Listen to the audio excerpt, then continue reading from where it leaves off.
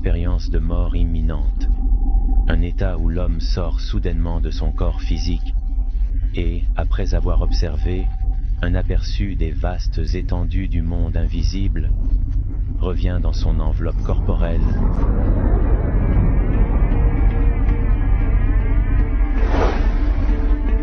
Pour trouver les voyageurs qui sont revenus de ce rare voyage, il faut parcourir et explorer cette sphère terrestre.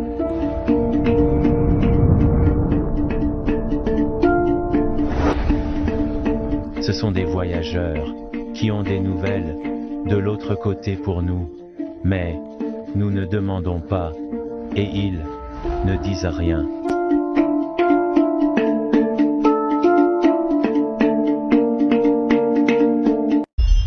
Alors, Madame Mokhtar, qu'est-ce qui s'est passé par accident? C'était une période difficile qui a commencé en 2012-2013. Les problèmes de la vie ont commencé, puis ces problèmes se sont intensifiés de plus en plus jusqu'en 2016-2017 environ jusqu'à la mi-2017. Quel type de problème? Il y avait beaucoup de problèmes, principalement économiques. Je ne peux pas dire qu'il y avait un seul problème, mais je peux dire que tout était lié à l'économie, à la vie, à la perte de proches. Tout cela m'a beaucoup affecté. Et cela a duré jusqu'en 2017.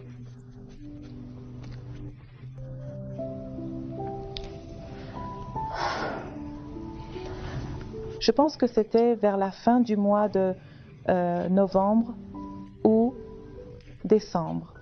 Je pense que c'était vers la fin du mois de décembre que j'en étais arrivée à un point où, du matin au soir, je me disputais constamment avec Dieu. C'est-à-dire que dès que je me levais le matin, je disais des choses que beaucoup de gens ont peut-être dites à un moment donné de leur vie. Dieu, tu es assis là-haut, tu fais ton Dieu, tu es sur ton trône. Tu as voulu que l'un devienne imam et l'autre l'assassin de l'imam. Nous ne sommes rien. Le monde est ton jeu. C'était constamment ce genre de discours. Mes problèmes financiers ont beaucoup augmenté. Et c'est dans cette situation qu'une somme d'argent est entrée dans ma vie.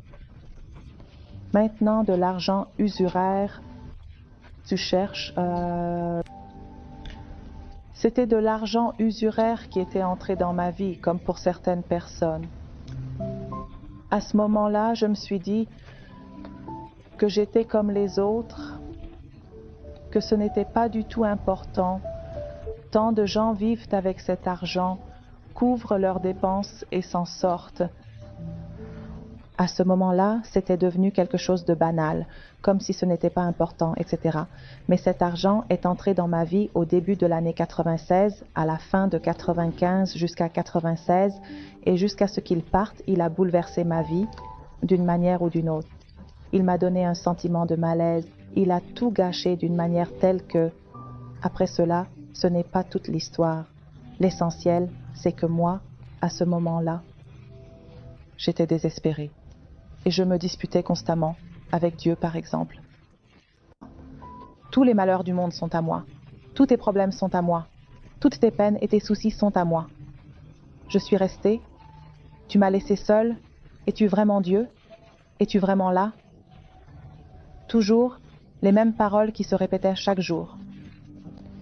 Eh bien, je n'étais pas une personne religieuse. Je ne peux pas dire que je le suis maintenant non plus, non? Ou une personne croyante, non? Je me disais, eh bien, chacun a sa propre vie, chacun a ses propres croyances. Je ne m'occupais pas de ces choses. Parfois je priais, parfois non. Je me rebellais, je me disputais. C'était pendant ces jours-là que quelques autres problèmes se sont ajoutés. Puis, il y a eu une nuit où j'ai ressenti une énorme pression de tous côtés. Et j'ai commencé à pleurer à haute voix et à crier contre moi-même.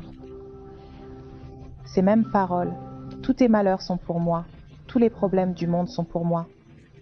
Tu as donné du bonheur à tout le monde, tu as tout donné, tu ne m'as rien donné. Tu prends toutes les bonnes choses que j'aime. Mais pourquoi? Qu'ai-je fait de mal? Qu'est-ce que je t'ai fait? J'ai commencé à aller dans cette direction où tu n'existes pas. Tu n'es pas là. On t'a inventé pour nous. On nous dit que tu es là pour que nous puissions peut-être prendre soin de nos actions, mais tu n'existes pas du tout. Je suis seule. Personne n'est à mes côtés. Je n'ai personne pour me soutenir. Tu es juste un nom. Tout cela a commencé. Je pleurais à haute voix. Je disais tout cela à haute voix. Je tournais en rond dans la pièce et je me sentais vraiment mal. Alors, j'ai dit à mon Seigneur, montre-toi à moi. Pourquoi ne te montres-tu pas à moi? Donc tu n'existes pas. Et tu n'es pas réel, c'est faux. La religion est fausse. L'islam, le Coran. Tout est faux.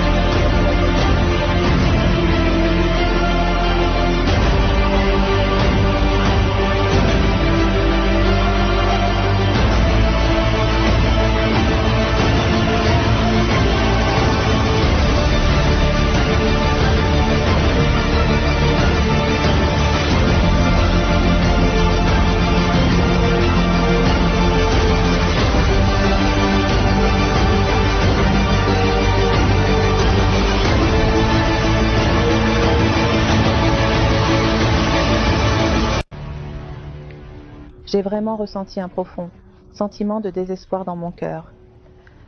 Je me suis allongée sur mon canapé. Je pleurais aussi. C'est comme si je m'étais pris dans mes bras. Je veux dire, j'ai mis mes mains comme ça et je me suis serrée dans mes bras. Je vais commencer à me parler. Ce n'est pas que ce n'est pas le cas. Tu es toi-même. Prends soin de toi. Prends soin de toi. Je pleurais et je disais ces choses. J'ai vu que j'avais très soif. C'est-à-dire qu'une sensation de soif intense me traversait la gorge. Au bout d'un moment, cette soif augmentait, jusqu'au point où je n'étais plus capable de la supporter. Soif?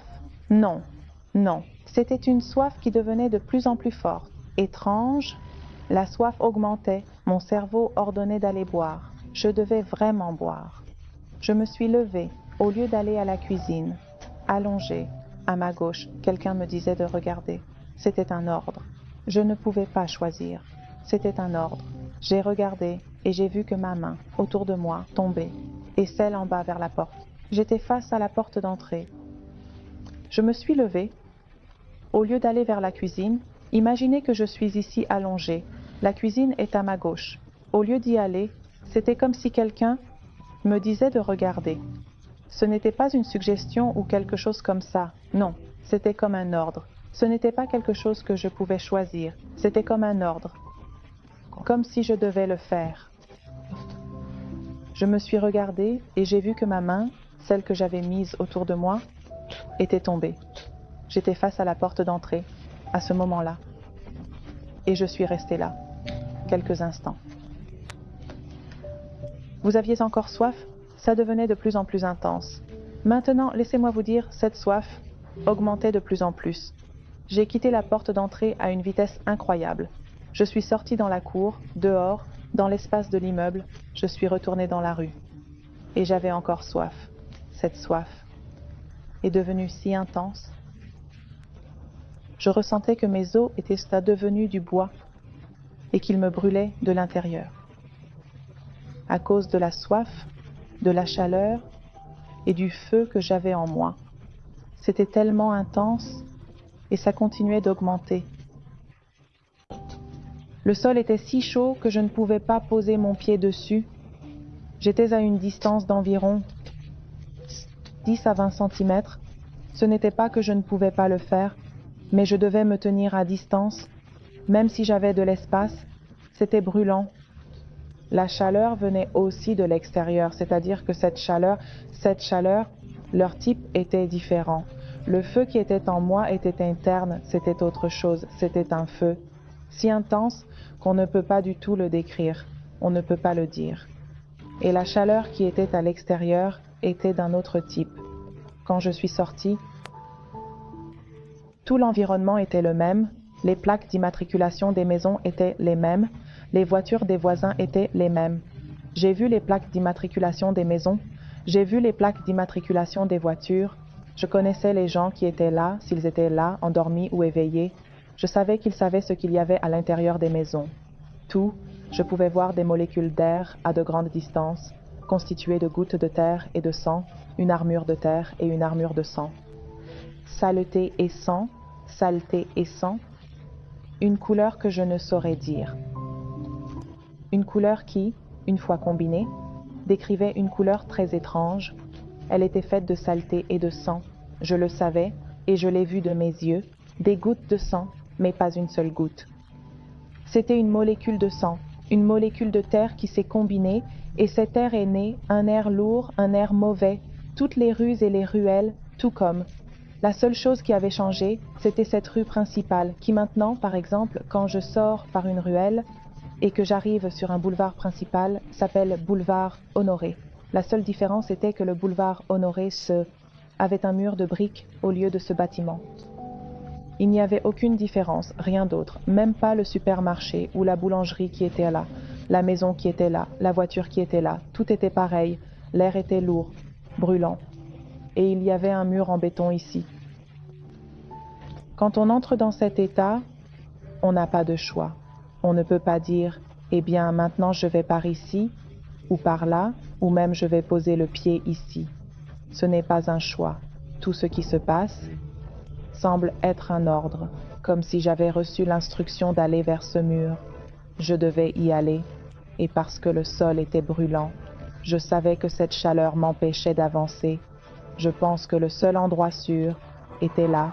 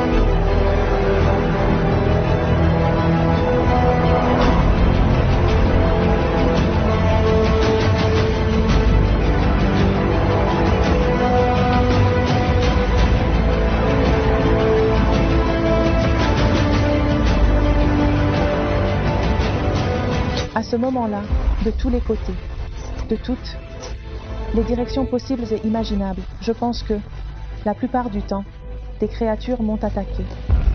Elles avaient la taille d'un immeuble de 3 étages. Un mélange entre une chèvre et un cochon. Leur peau était fine, leurs cheveux étaient raides, et c'était des os. J'ai vu tout ce qu'il y avait en dessous, j'ai tout vu. Leurs yeux n'étaient pas noirs. Ils venaient vers moi de tous les côtés. Tout ce qu'ils avaient à portée de main, ils le lançaient de tous les côtés. Ils faisaient aussi des bruits terrifiants.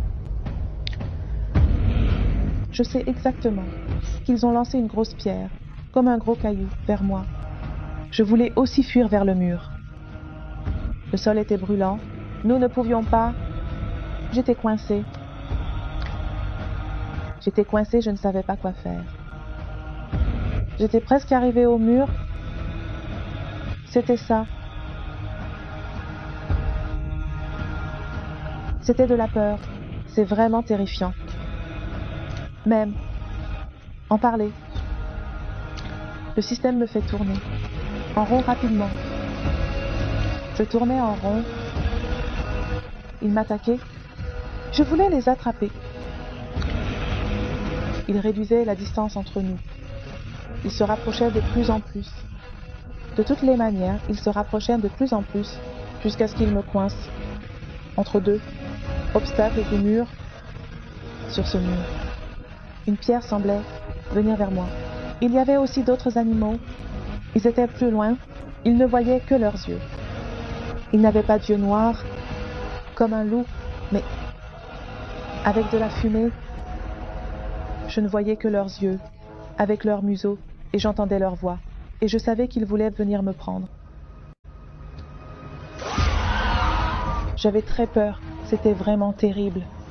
À ce moment-là, la seule chose qui m'a sauvée et m'a aidée, c'était « Ya Hosseini » que j'ai crié de tout mon cœur. C'est comme quand on est dans une voiture et qu'on doit freiner, on a peur. Ce qui vient du fond du cœur, c'est de dire « Ya Ali, Ya Dieu » ou « Ya Wali Passel ». Quand on dit « Ya Abalfaz », c'est comme si quelque chose était gravé dans l'âme d'une personne. Ça vient pour sauver quand on est dans une mauvaise situation. Dans cette pression que je ressentais quand j'ai crié « Ya Hosseini », un tunnel lumineux s'est formé et une main est venue, elle a pris ma main et m'a tiré vers le haut.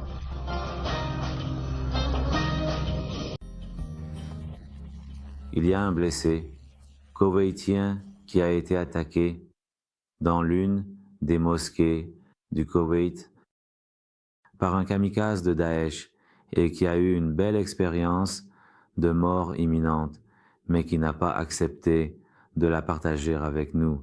Nous avons essayé de le contacter par divers moyens et à travers différentes personnes, mais malheureusement, nous n'avons pas réussi à avoir une interview télévisée directe avec lui. Écoutez certaines parties de son expérience, de sa propre voix, et nous espérons que vous nous pardonnerez pour la faible qualité de cette image. Oh Dieu, oh Allah. Cela signifie que vous avez de bonnes intentions. Cela arrivera. J'ai vu quelque chose de très étrange que j'ai raconté aux autres et je veux voir si vous avez eu une expérience similaire ou non. Au moment de l'explosion, un kamikaze est entré dans la mosquée et a soudainement dit « Inna lillahi wa inna ilayhi raji'un ». Puis, l'explosion a eu lieu.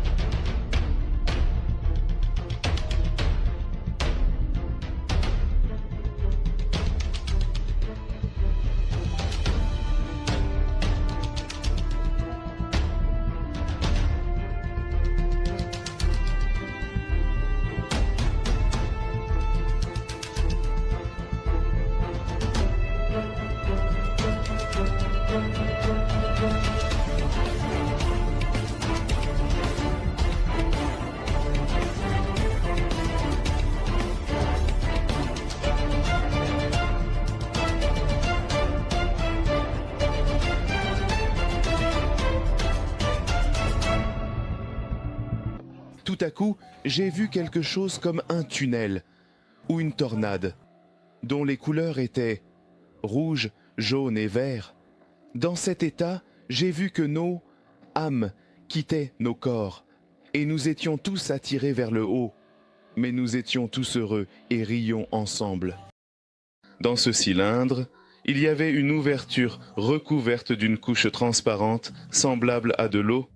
Abba Abdullah al-Hussein, paix sur lui, était là, et sa main devenait grande, descendait, attrapait certaines personnes et les soulevait.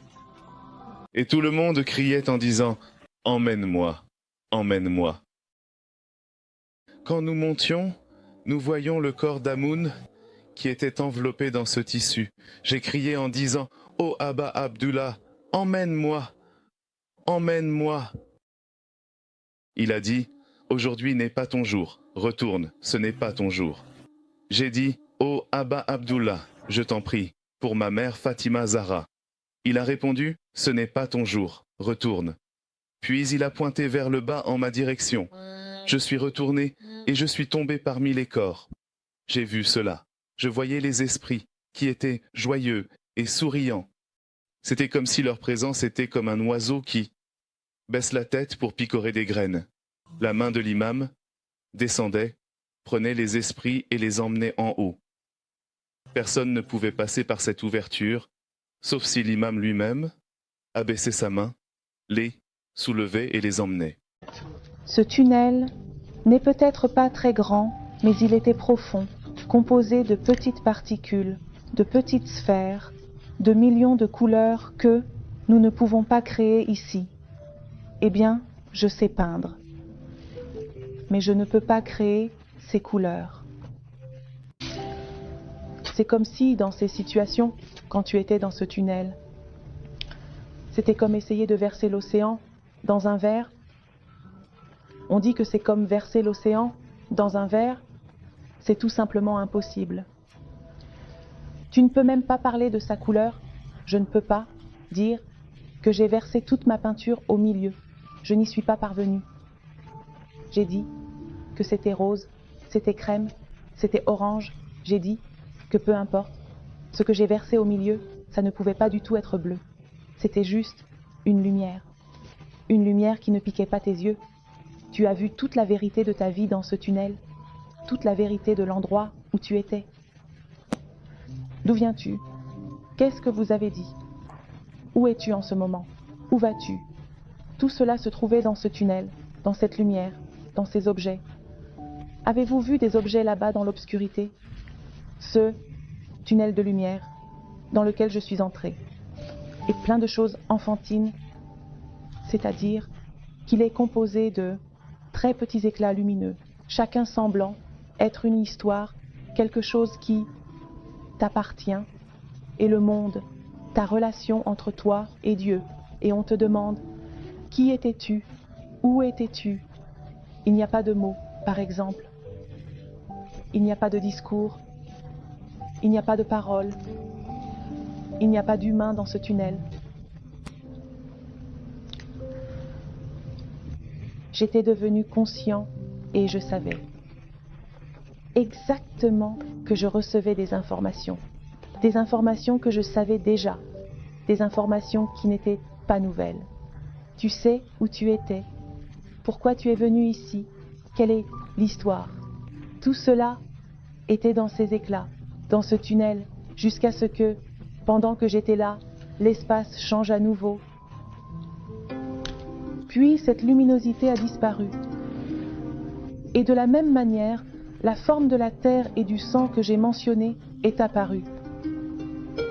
J'ai entendu le bruit d'un tir nerveux et une flèche est sortie de l'arc.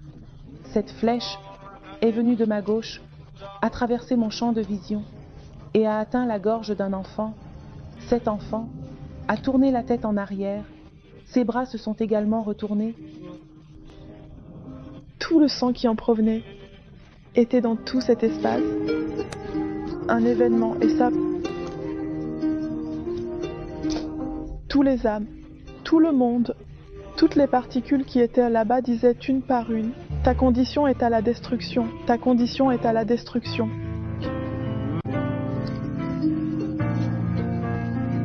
J'ai vu la plus grande calamité du monde, j'ai vu la plus grande douleur de Com, j'ai vu la plus grande difficulté de Com, j'ai vu ce qui existe dans le monde, tout est pire.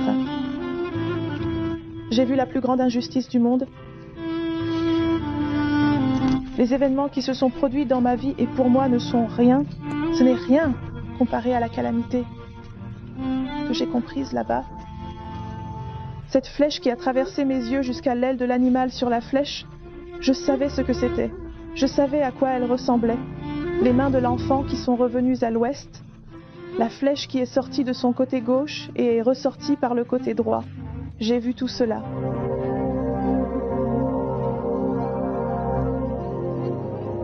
J'ai tout vu. J'ai vu cette grande douleur.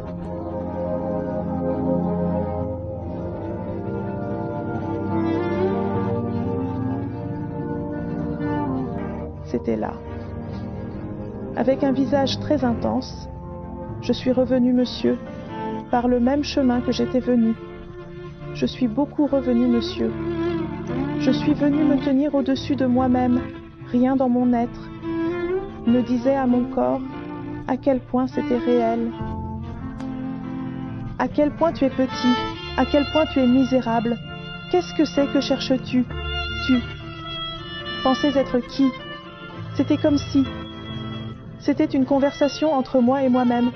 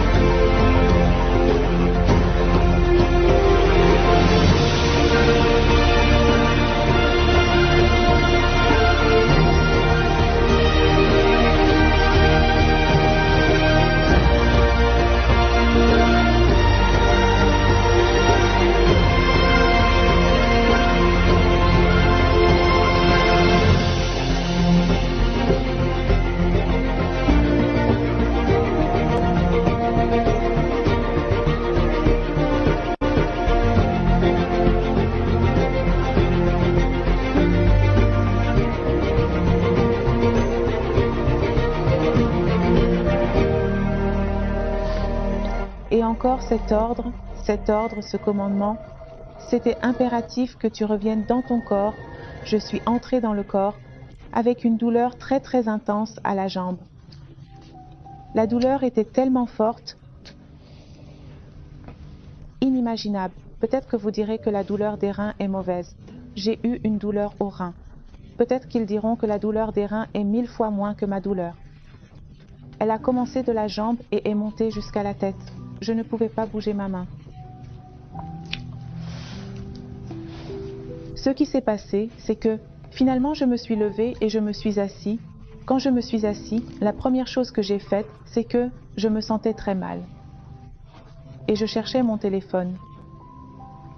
Je tapais la sourate Halat Afanak, ce que j'ai ramené de là-bas. Je dis exactement que c'est mon trésor, que j'ai ramené de là-bas. Je tapais la sourate Halat Afanak. Rien ne venait. Je tapais le verset Halat Afanak. Rien ne venait. Je me demandais dans ma tête, mais qu'est-ce que c'est? J'ai tellement écrit. À la fin, j'ai écrit Halat Afanaï. Qu'est-ce que c'est? J'ai vu que j'avais écrit un passage de la Ziyarat Ashura. Je l'ai ouvert, du début à la fin de la Ziyarat Ashura. Eh bien, cela faisait longtemps que je n'avais pas ouvert le Coran. Je n'avais pas ouvert un livre de prière. Peut-être qu'il lisait la Ziyarat Ashura à l'école, même en arabe, je n'y pensais pas. À ce moment-là, je l'ai lu d'un trait. C'était le seul moment où, lorsque j'ai lu la Ziyarat Ashura jusqu'à aujourd'hui, quelque chose s'est passé. À ce moment-là, je comprenais chaque mot, je comprenais chacun d'eux, ce que chaque imam a fait avec ce mot, ce qu'il a dit de faire, ce qu'il avait en tête, combien de chagrin, combien de douleur il y avait. Je comprenais tout cela. Je comprenais par exemple quel imam avait pleuré à quel passage. Je comprenais tout cela à ce moment-là. Depuis ce jour, cette peur était en moi et l'amour. De voir l'imam Hussein était là. Je devais aller à Karbala et j'étais devenu impatient. Je ne pouvais pas, je devais à tout prix m'y rendre. Il y avait des jours où je pleurais. Je disais juste, Dieu, fais en sorte que cela se passe. Ou que tu penses, pardonne-moi. Ou que tu penses, je ne sais pas quoi faire. Il y avait certainement quelque chose qui m'a été montré, où j'ai mis 2 ans. 2 ans pour que cet argent sorte de ma vie, 2 ans pour qu'un peu des droits que j'avais soient rendus, 2 ans pour que je puisse enfin arriver là où je devais être. Que certains expérimentateurs voient, après que leur âme se sépare de leur corps, ils voient toutes sortes de corps laids et effrayants qui viennent vers eux. Eh bien, cela aussi est le résultat de leurs actions. Ils ont dit que lorsque l'âme se sépare du corps, si l'âme est une âme élevée et a eu foi en Dieu et a accompli de bonnes actions, il peut créer le corps intermédiaire sous la forme qu'il désire, dans diverses formes qu'il aime et apprécie. Cependant, pour les personnes qui ont commis de mauvaises actions, lorsque leur âme se sépare de leur corps, leurs propres actions apparaissent sous des formes laides, viennent vers eux et les tourmentent, les faisant souffrir. Eh bien, au milieu de cela, vous avez vu dans l'une des expériences que l'imam Hussein est venu à son secours, ou, par exemple, imaginez le tunnel que beaucoup voient dans l'expérience de mort imminente. Certains expérimentateurs disent que nous avons vu, par exemple, la main de l'imam Hussein venir, ou par exemple la main d'Abbas, ou certains des imams, en particulier l'imam Hussein, qu'ils ont vu les faire passer un par un. À travers ce tunnel, en fait, cela concerne aussi l'intercession, c'est-à-dire que si nous voulons traduire ces expériences dans le langage religieux, cela devient une question d'intercession. L'intercession appartient à Dieu le Tout-Puissant dans le Coran, qui dit que l'intercession appartient à Dieu et à ceux à qui Dieu a donné la permission et la satisfaction. Merci. Pour obtenir le statut d'intercesseur, comme les saints de Dieu, les martyrs, et en particulier l'imam Hussein, paix soit sur lui, qui est le navire du salut.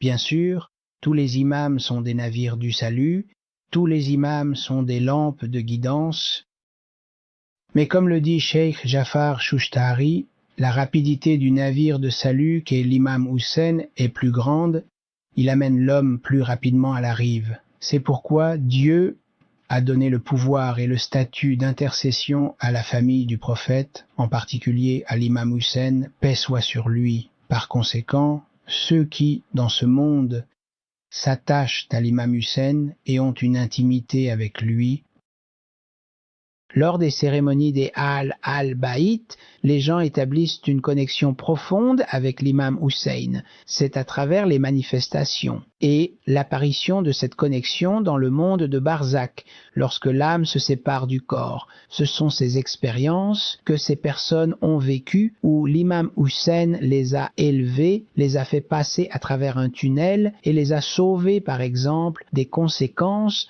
de leurs propres actions. Il y a plusieurs éléments qui... La prière, le jeûne et la charité sont d'une grande aide pour l'homme après sa mort. Parmi ces pratiques, on trouve la patience face à l'adversité, la patience face au péché et à l'oppression. Cette patience aide beaucoup une personne. Une autre chose est l'intercession et la recherche de refuge auprès des Ahl al-Baït qui est le résultat de l'intercession des Ahl al-Baït qui protège et peut sauver ces personnes des situations difficiles. Bien sûr, cela ne signifie pas qu'il y a des punitions ou des douleurs pour ces actions. L'intercession peut en réalité atténuer ces souffrances. Par exemple, en voyant la scène de Karbala et les épreuves subies par les Ahl al-Baït, cela est douloureux en soi et constitue une sorte de souffrance que cette personne endure dans le monde de Barzakh. Tout cela est en fait la manifestation de ses propres actions qui se révèlent de cette manière. Cela a duré 2 ans. Jusqu'à ce que je puisse rejoindre ce convoi, un convoi où je pouvais me fondre avec des gens qui n'étaient pas comme moi, qui ne vivaient pas comme moi. Leur façon de s'habiller n'était pas comme la mienne. Peut-être étions-nous différents à bien des égards. Peut-être que je prie tôt depuis 2 ans et ce sont des années. Leur départ était comme d'habitude. C'était leur vie, ces départs. Mais c'était la première fois que je vivais cela, avec cette ambiance, avec ce type de spiritualité, que je n'avais jamais expérimenté auparavant. J'étais avec ces gens, et je voulais être comme eux, leur ressembler, être de leur essence. Je me disais que j'aurais aimé vivre comme eux depuis le début, que j'aurais aimé être comme eux depuis le début. Mais bon, c'est comme ça. J'aurais aimé vivre comme eux depuis le début. J'aurais aimé être comme eux depuis le début. Mais bon, c'est comme ça. Je suis allée avec eux, je me suis beaucoup souvenue d'eux, mais j'ai appris à être patient et à ne rien dire. Eh bien, un voyage n'est pas toujours comme on le souhaite, et quiconque est parti sait à quel point c'est difficile. Des heures dans le bus, moi qui ne vais même pas au nord en voiture, c'est difficile pour moi. En général, je préfère être à l'aise dans ces situations, et tout le monde le sait. Je suis allée avec eux, et finalement, nous sommes arrivés à Najaf. C'était la première fois que je ressentais cela. Je ressentais beaucoup de choses là-bas. Je dis aussi que c'est le début d'une autre partie de ma vie, ce mouvement qui a duré 2 ans. 2 années pendant lesquelles tout cet argent devait sortir de ma vie. Je suis sûre que si une seule goutte était restée, je n'aurais pas pu atteindre cet endroit. Tout cet argent est parti jusqu'à ce que j'arrive à Karbala, être impatient, être agité, et personne ne pouvait comprendre cela.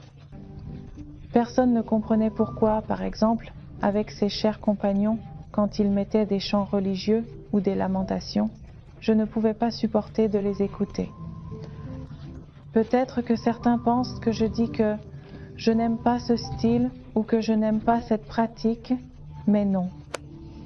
Je ne supporte pas d'entendre cette calamité. C'est difficile pour moi et mon cœur se déchire à ces moments-là. Je ne peux pas entendre qu'ils parlent de cette calamité. C'était difficile pour moi d'être avec eux dans ces situations. La seule chose qui a calmé cette situation, c'est ce que nous avons dit à propos de leur voyage.